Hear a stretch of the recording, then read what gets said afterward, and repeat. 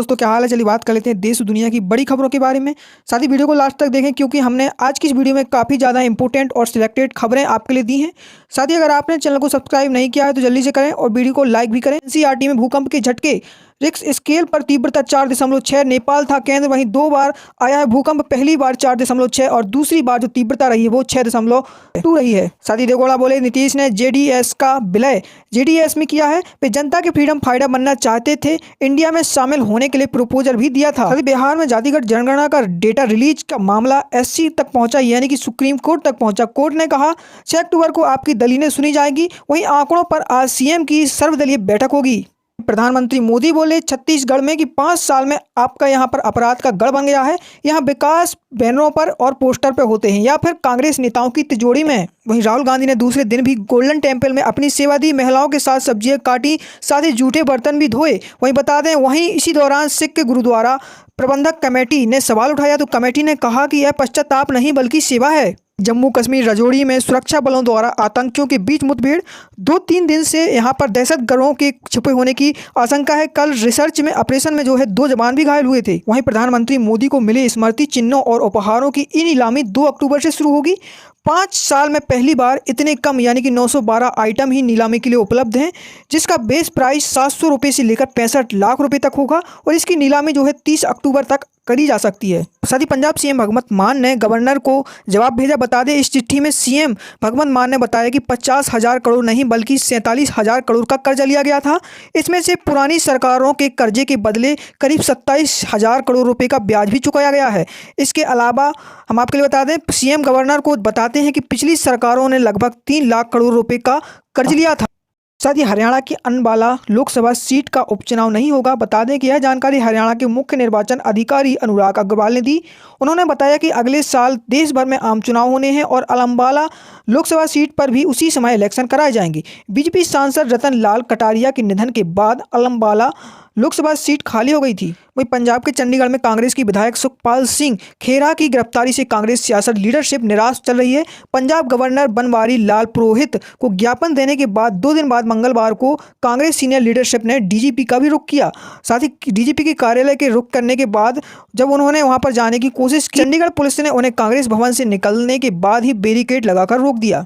वहीं प्रधानमंत्री मोदी तेलंगाना और छत्तीसगढ़ का दौरा करेंगे। वे छत्तीसगढ़ के जगदापुर में 24,000 करोड़ रुपए और तेलंगाना के निजामाबाद में 8,000 करोड़ रुपए के डेवलपमेंट प्रोजेक्ट का लोकार्पण और शिलान्यास करेंगे। ये 2 दिन में 2 राज्यों में उनका दूसरा दौरा होगा। वहीं सुप्रीम कोर्ट में मथुरा कृष्ण जन्मभूमि विवाद पर सुनवाई होगी। इलाहाबाद हाई कोर्ट ने जन्मभूमि विवाद से जुड़ी सभी याचिकाओं को जिला न्यायालय मथुरा से अपने पास ट्रांसफर कर लिया है। इसी के खिलाफ सुप्रीम कोर्ट में अर्जी लगाई गई थी। दूसरी ओर प्रधानमंत्री मोदी मध्य प्रदेश के ग्वालियर में जनसभा को संबोधित कर रहे थे।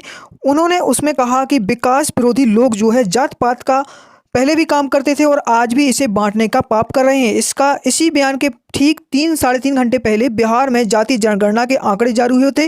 वहीं राजस्थान के चित्तौड़गढ़ में प्रधानमंत्री मोदी ने सीएम गहलोत को चुनाव से पहले हार जाने की बात कही थी। एशियन के 9वें दिन भारत ने 7 मेडल जीते। 400 मीटर मिक्स्ड रैली टीम का ब्रॉन्ज सिल्वर में अपग्रेड हुआ। महाराष्ट्र में दवाइयों की कमी के चलते महाराष्ट्र की अस्पताल में एक दिन में 24 मौतें दर्ज की गई, जिसमें 12 नवजात बच्चे थे। डीएम ने कहा कि दवाइयों की कमी के कारण हो रही हैं मौतें। वहीं एनसीपी चीफ शरद पवार की बेटी सुप्रिया सुले ने मौतों के लिए राज्य सरकार को जिम्मेदार ठहराया है। साथ ही अमेरिका के पूर्व राष्ट्रपति डोनाल्ड ट्रंप पर न्यूयॉर्क कोर्ट ने सोमवार को मुकदमा चलाया।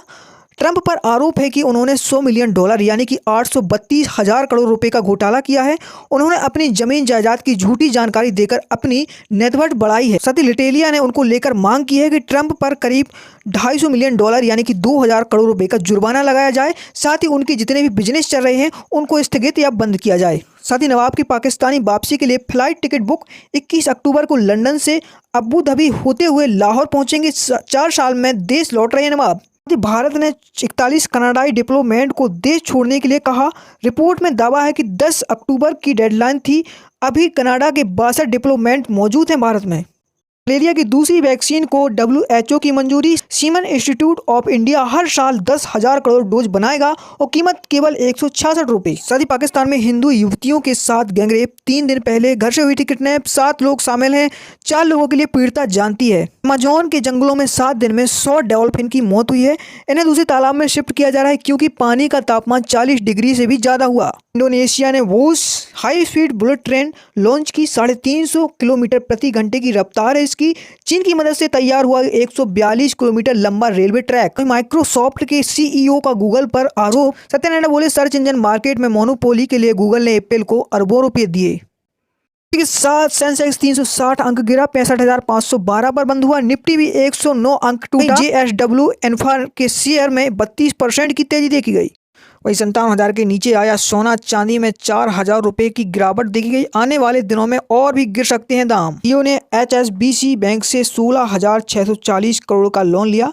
5G गियर्स खरीदने के लिए फंड का यूज करेगी कंपनी। वहीं भारत में HP के साथ लैपटॉप बनाएगी गूगल। CEO सुंदर पिचाई बोले स्टूडेंटों के लिए सस्ता और सेफ कंप्यूटर तक पहुंचना और भी आसान होगा।